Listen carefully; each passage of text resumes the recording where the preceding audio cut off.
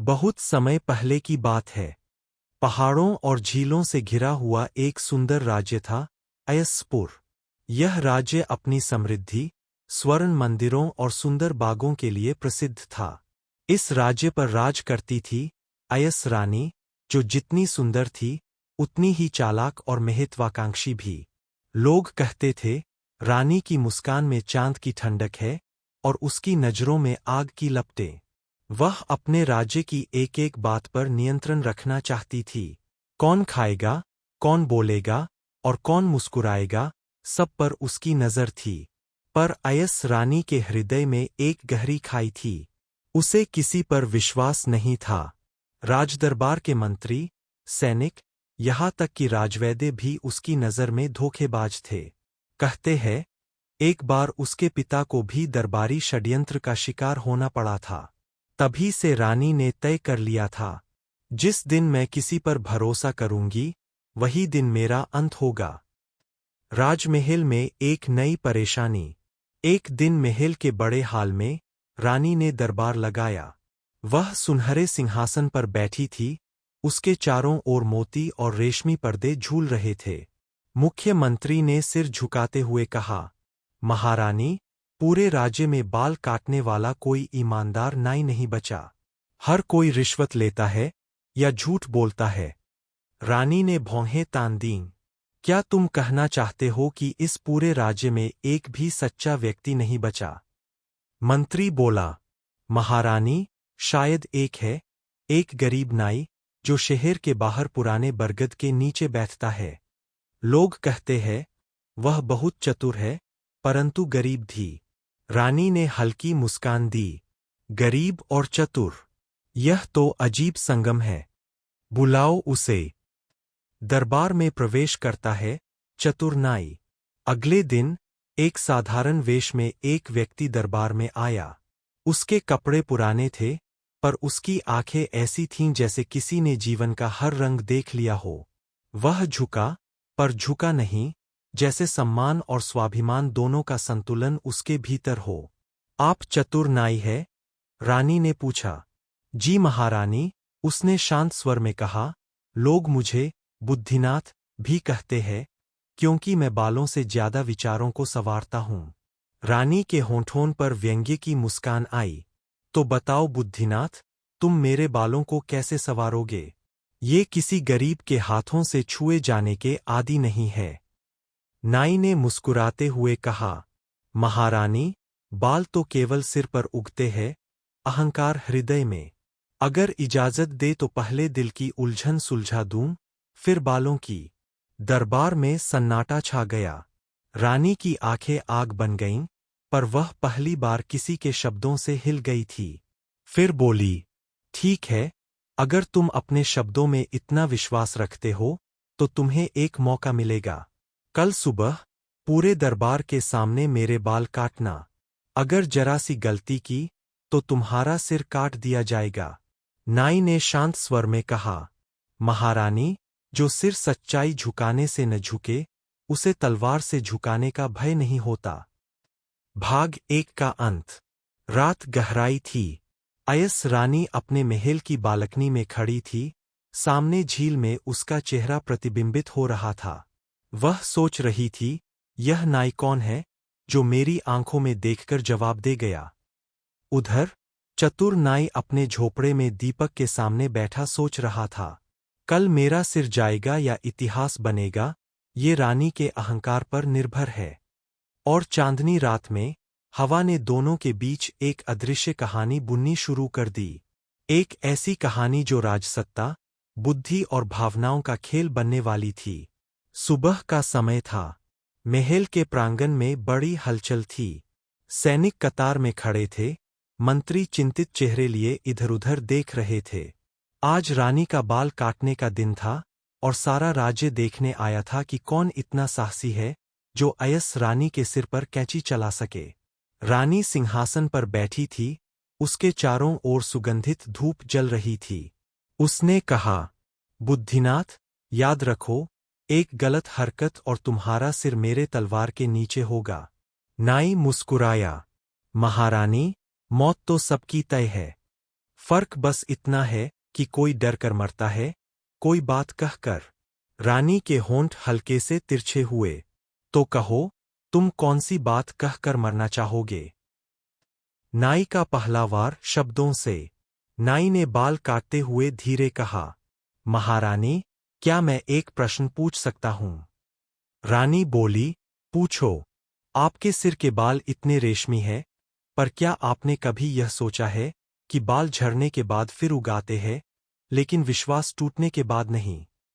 रानी ने भौहें तानी, पर नाई बोलता गया, बाल को चाहे कितना भी संवारो, अगर जड़ में मैल है तो वह टूटेगा ही। वैसे ही, अगर शासन की जड़ में घमंड है तो राज्य भी देरसबेर झड़ जाता है। पूरा दरबार सन्न।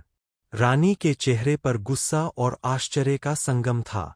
वह बोली, क्या तुम मुझे घमंडी कह रहे हो?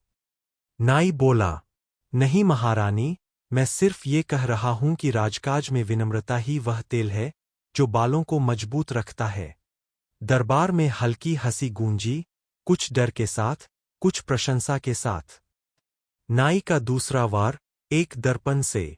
नाई ने फिर कहा, महारानी, बाल काटते समय एक छोटा दर्पण चाहिए। रानी ने संकेत किया, दासी ने दर्पण लाकर दिया।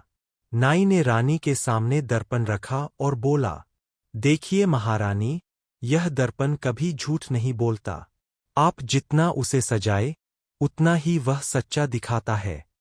शासन भी ऐसा ही होता है, जो राजा जनता को जैसा देखता है, वैसा ही खुद दिखाई देता है।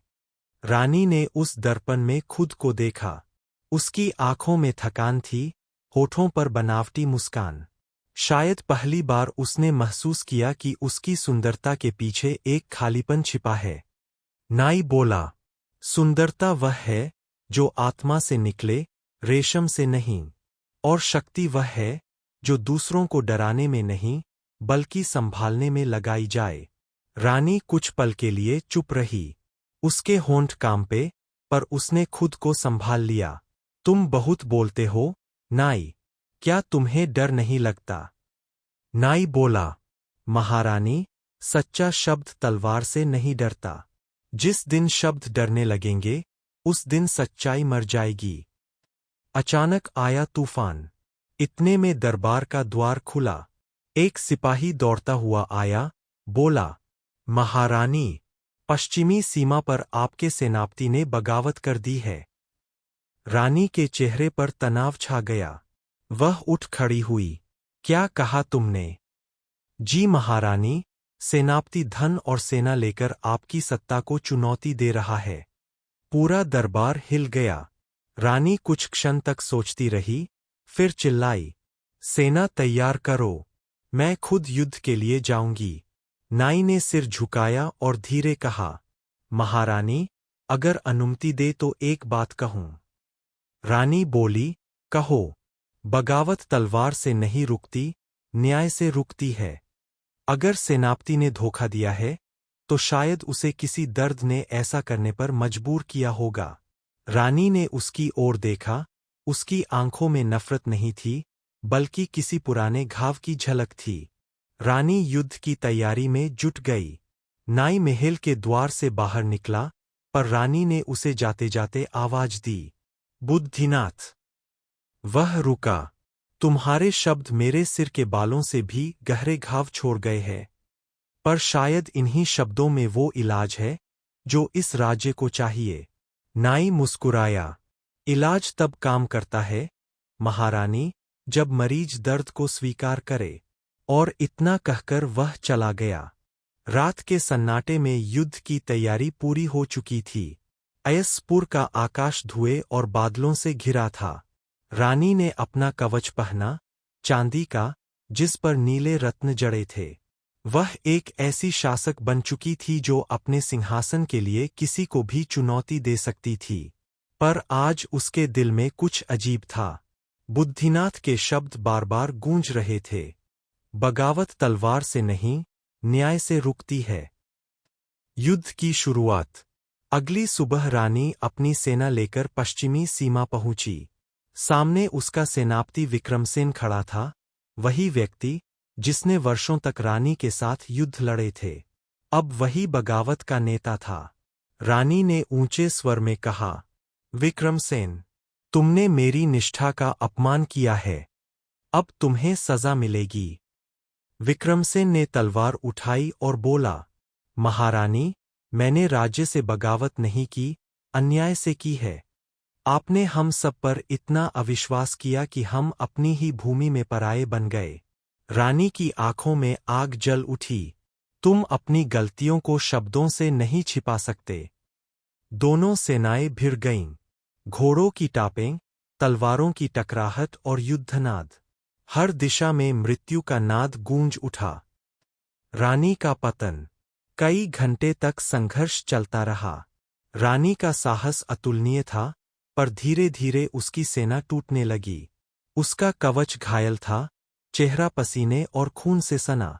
वह घोड़े से गिर पड़ी। विक्रमसेन आगे बढ़ा, पर तलवार नहीं उठाई। उसने कहा, मैं आपके विरुद्ध नहीं, आपके अहंकार के विरुद्ध लड़ा था। रानी ने कांपते स्वर में कहा, तो जीत लो यह राज्य, अगर यही तुम्हारा न्याय है। विक्रमसेन बोला, महारानी, मैं कोई सिंहासन नहीं चाहता। मैं बस चाहता हूं कि आप हमें अपने जैसे इंसान समझे, प्रजा नहीं। और इतना कहकर वह अपनी तलवार जमीन में गाड़कर चला गया। नाई का पुनः प्रवेश। युद्ध खत्म हुआ। रानी घायल अवस्था में अपने शिविर में लेटी थी। बुद्धिनाथ को बुलाया गया। वह अब दरबार का सबसे सम्मानित व्यक्ति बन चुका था। वह आया, पर उसका चेहरा वही शांत था। उसने कहा, महारानी, कभी कभी भगवान हमें गिराता नहीं, झुकाता है, ताकि हम खुद को देख सकें। रानी की आंखों से आंसू बह निकले। क्या मैं इतनी गलत थी, बुद्धिनाथ? नाई ने धीमे स्वर में कहा, गलत तो वह नहीं होता जो गलती करे। गलत वह होता है जो गलती जानकर भी बदलना न चाहे। रानी ने आंसुओं में कहा, तो क्या मैं अब भी बदल सकती हूं? नाई मुस्कुराया, जी महारानी, पेड़ तब भी फल देता है जब उसकी शाखाएं सूखने लगती है। अगर जड़ में जीवन बाकी हो। रानी ने उसकी ओर देखा, फिर बोली, मुझे सिखाओ कैसे जड़ को जीवित रखा जाए। आत्मचिंतन की शुरुआत। रानी ने युद्ध के बाद अपने महल में लौटकर सब कुछ बदलने का निर्णय लिया। उसने करों को घटाया, गरीबों को भूमि दी, और सबसे बड़ा निर्णय, उसने खुद को जनता के न्याय के अधीन रखा। बुद्धिनाथ ने एक दिन कहा, महारानी, न्याय का पहला नियम है, जो दूसरों को सुनता है, वही सच्चा शासक होता है। रानी अब लोगों से मिलने लगी, उनकी बातें सुनती, उनकी समस्याएं समझती। लोग पहली बार कहने लगे, हमारी रानी अब इंसान बन गई है। पर नीति को अभी कहानी का अंत नहीं चाहिए था। राज्य में एक नई साजिश जन्म ले चुकी थी। एक ऐसा षड्यंत्र जो नाई और रानी दोनों की परीक्षा लेने वाला था। भाग 3 का अंत। रानी बदल चुकी थी, पर दुनिया अभी वही थी। कभी कभी सबसे कठिन युद्ध तलवार से नहीं, विश्वास से लड़े जाते हैं। अयसपुर में अब सुख शांति लौट आई थी। रानी पहले जैसी नहीं रही थी। अब वह लोगों से मिलने निकलती, बच्चों को आशीर्वाद देती, बुजुर्गों की बातें सुनती। महल में अब डर नहीं, भरोसे की हवा थी। लोग कहते, जिस रानी ने तलवार से शासन किया, अब वह करुणा से राज्य संभालती है। परंतु हर प्रकाश के पीछे एक छाया होती है। राज्य के कुछ पुराने दरबारी, जो रानी के घमंड के समय लाभ उठाते थे, अब अपने अधिकार खो चुके थे। वे मन ही मन नफरत से भर गए। मुख्य षड्यंत्रकारी था मंत्री हरिराम, जो कभी रानी का सबसे विश्वासपात्र हुआ करता था। वह बोला, यह नाई ने रानी को कमजोर बना दिया है। अब यह राज्य दया पर चल रहा है, न कि डर पर। हमें कुछ करना होगा, नहीं तो हम सब खत्म हो जाएंगे। और धीरे धीरे एक नई साजिश रची जाने लगी। झूठ का जाल। एक रात दरबार में अफवाह फैलाई गई। कि बुद्धिनाथ नाई ने रानी के खिलाफ गुप्त पत्र लिखा है, जिसमें लिखा था कि रानी का शासन फिर से गिरने वाला है। हरिराम ने वह झूठा पत्र खुद तैयार किया। सुबह होते होते सारा दरबार उस पत्र की चर्चा कर रहा था। रानी ने जब वह पत्र देखा, उसका चेहरा सफेद पड़ गया। यह बुद्धिनाथ ने लिखा। मंत्री ने झूठे आंसू बहाए। महारानी, मैंने तो हमेशा कहा था कि यह व्यक्ति शब्दों से खंजर चलाता है। रानी की आंखों में पीड़ा उतर आई। उसे विश्वास नहीं हुआ, पर मन में कहीं एक पुराना डर जाग उठा। मैं फिर से धोखा न खा जाऊं। रानी का आदेश। रानी ने आदेश दिया, बुद्धिनाथ को महल में लाया जाए। वह आया, हमेशा की तरह शांत। उसने रानी को झुककर प्रणाम किया, पर रानी की आंखों में अब स्नेह नहीं था, सख्ती थी। बुद्धिनाथ, उसने कहा, क्या तुमने मेरे विरुद्ध पत्र लिखा?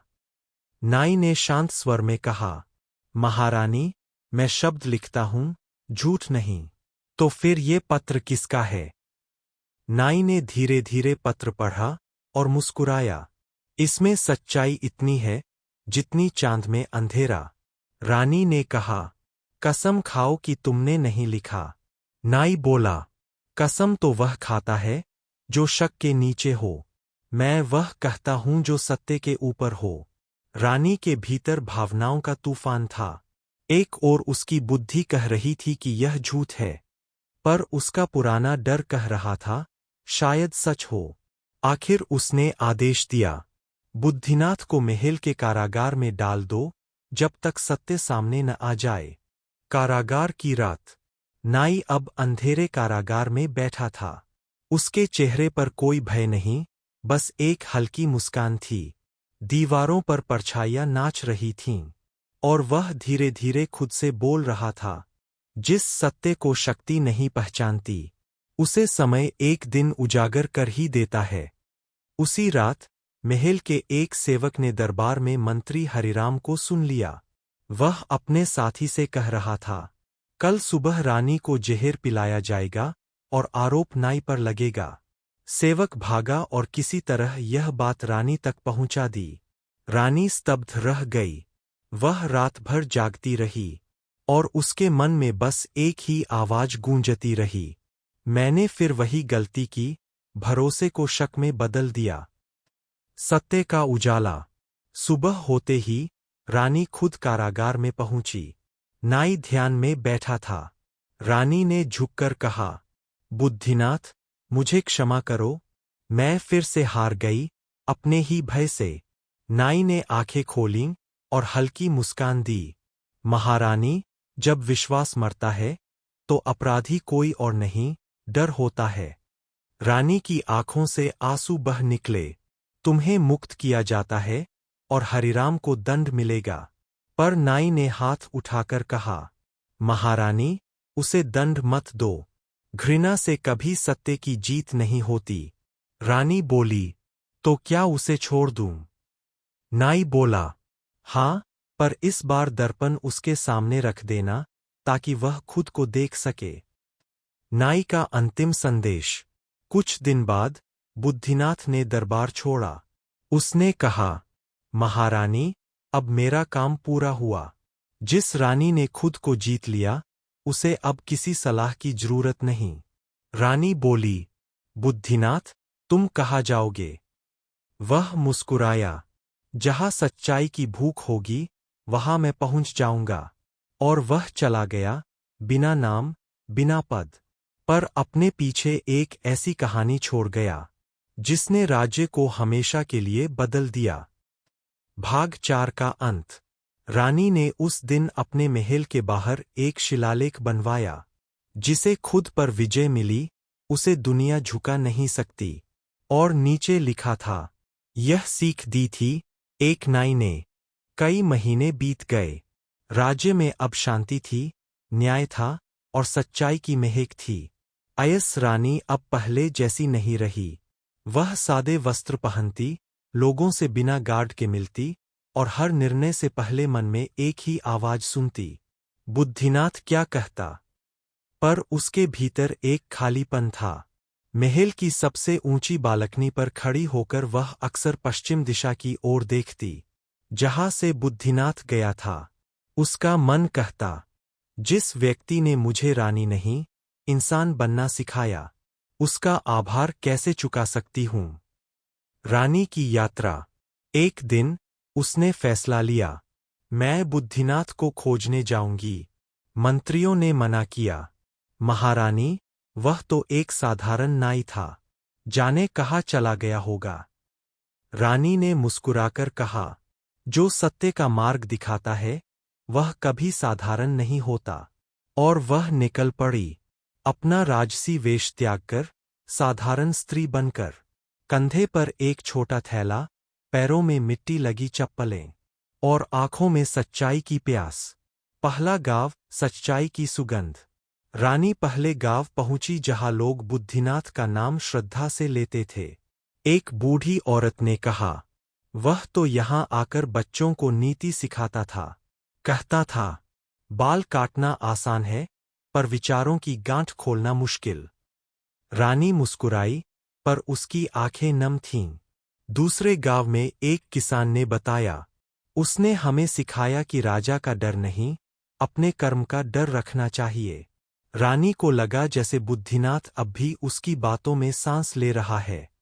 अंतिम पड़ाव, पहाड़ों के बीच एक झोंपड़ी। कई महीनों की यात्रा के बाद रानी एक छोटे पहाड़ी गांव में पहुंची। वहां बच्चों के हंसने की आवाजें आ रही थीं। वह झोपड़ी के पास पहुंची तो देखा, दीवार पर मिट्टी से लिखा था, जब रानी विनम्र हो जाए तो प्रजा अमर हो जाती है। अंदर एक दीपक जल रहा था। रानी ने धीरे से दरवाजा खोला, पर वहां कोई नहीं था। बस एक लकड़ी की चौकी पर एक पत्र रखा था। बुद्धिनाथ का अंतिम पत्र। रानी ने कांपते हाथों से पत्र खोला। उस पर लिखा था, महारानी आयस, जब यह पत्र आपके हाथों में आएगा, मैं बहुत दूर जा चुका होऊंगा। जीवन का सबसे बड़ा सुख यह नहीं कि लोग हमें जाने, बल्कि यह है कि हमारी सीख उनके भीतर जिंदा रहे। आपने मुझे जेल से मुक्त किया, पर असल में मैंने आपको भय से मुक्त किया। अगर कभी सत्ता और सत्य के बीच चुनना पड़े, तो सत्य को चुनिए, क्योंकि वही राज्य को अमर करता है।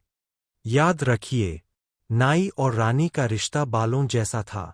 एक काटता रहा, दूसरा संवरता रहा। अब यह दीपक मैं आपके लिए छोड़ता हूं। जब तक यह जलता रहेगा, समझिए कि सच्चाई इस धरती पर जिंदा है। आपका बुद्धिनाथ। रानी पत्र पर सिर रखकर रो पड़ी। उसकी आंखों से आंसू गिरे और दीपक की लौ कांपने लगी, पर बुझी नहीं। आयस रानी की अंतिम इच्छा। वह वापस राज्य लौटी, पर अब राजमहल में नहीं रही। उसने महल का आधा हिस्सा शिक्षा और नीति के लिए दान कर दिया, जहां बच्चों को सत्य, संयम और बुद्धि की शिक्षा दी जाने लगी। और जब वह वृद्ध हुई, तो आदेश दिया, मेरे मरने के बाद मेरे सिर के बालों को कोई राजा नहीं, बल्कि वही वर्ग काटे जो मुझे सिखा गया था, नाई। लोगों ने आश्चर्य से पूछा, महारानी, क्यों? वह मुस्कुराई, क्योंकि जिसने मेरे घमंड को काटा, वही अब मेरे अंत को संवारने का अधिकार रखता है। कहानी का अंत। आयस रानी की मृत्यु के दिन महल में दीपक उसी तरह जल रहा था, जैसा बुद्धिनाथ ने छोड़ा था। लोग कहते हैं, जब भी अयसपुर में कोई राजा घमंड करता है, तो उस दीपक की लौ कांपने लगती है, जैसे वह चेतावनी देती हो, घमंड से नहीं, नीति से राज चलता है। कहानी की सीख, मोरल। बुद्धि और शक्ति में वही बड़ा है, जो अपनी गलती पहचानकर बदल सके। राजसत्ता तब स्थायी होती है, जब अहंकार झुकता है और सच्चाई उठती है।